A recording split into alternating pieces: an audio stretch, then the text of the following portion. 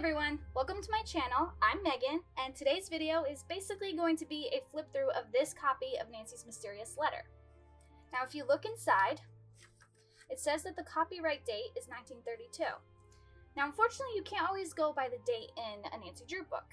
This copy is actually a 1943A 33 edition, which basically means that it was part of the first print run and the 33rd print run altogether.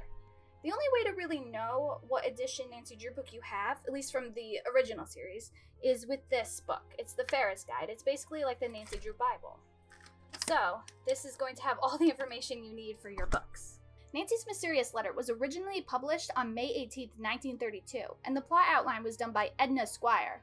Then, the book was written by Walter Carrig under the Carolyn Keene pseudonym. This is the original text,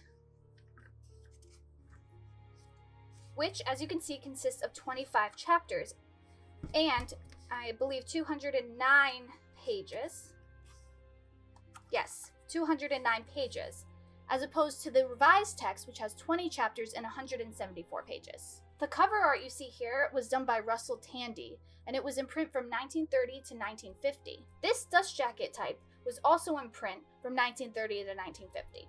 Now, as I flip through this book, I'm going to give you a little bit of background information on the author, Walter Carrig.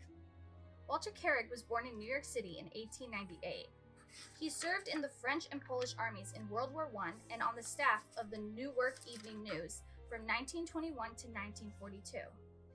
Mr. Carrig wrote volumes 10 and 11 of the X-Bar X-Boy series, volumes 2 to 4 of the Perry Pierce series, and volumes 3 and 4 of the Doris Force series. All of those were written for the Stratemeyer Syndicate, and all were published in 1931 and 1932. In late 1931, the Stratemeyer Syndicate informed Mrs. Wirt Benson, which was the very first Carolyn Keene, Mildred Wirt Benson, that they would be decreasing the rate paid per Nancy Drew manuscript from $125 to $75. Absolutely ridiculous. Mrs. Wirt refused to write the new Nancy Drew at that rate, as she was then commanding $100 to $175 per manuscript for books brought out by her own name.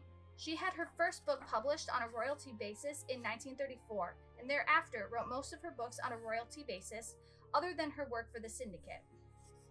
Unwilling to pay Mrs. Wirt a mutual satisfactory rate, the Syndicate enlisted Mr. Carrig to write the next 3 titles in the Nancy Drew series: Volume 8, Nancy's Mysterious Letter, Volume 9, The Sign of the Twisted Candles, and Volume 10, The Password to Larkspur Lane. Of the 3 volumes he wrote, The Password to Larkspur Lane comes closest to a Wirt text in style, and is probably the best remembered of the 3. It served as the basis for one of the 4 Nancy Drew movies in the late 1930s. The thing I've noticed in Carrig's text is that he talks a lot about football. However, he also talks a lot about Nancy's clothing choices, which is interesting. There's a lot of shopping talk, which makes me wonder if he did that because he thinks that's what appeals to girls, who was, the primary audience for these books.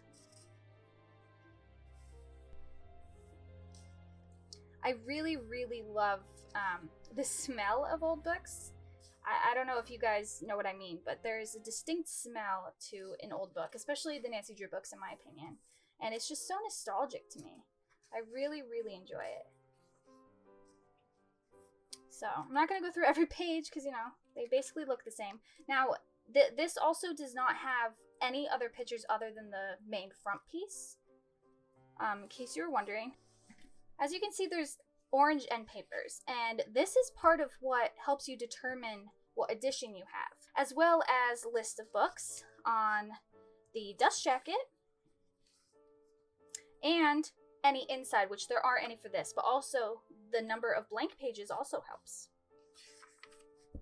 So that is my flip through of this edition of Nancy's Mysterious Letter. I hope you enjoyed it, and if you want to see more like this, give this video a thumbs up and subscribe to my channel, and I hope to see you soon.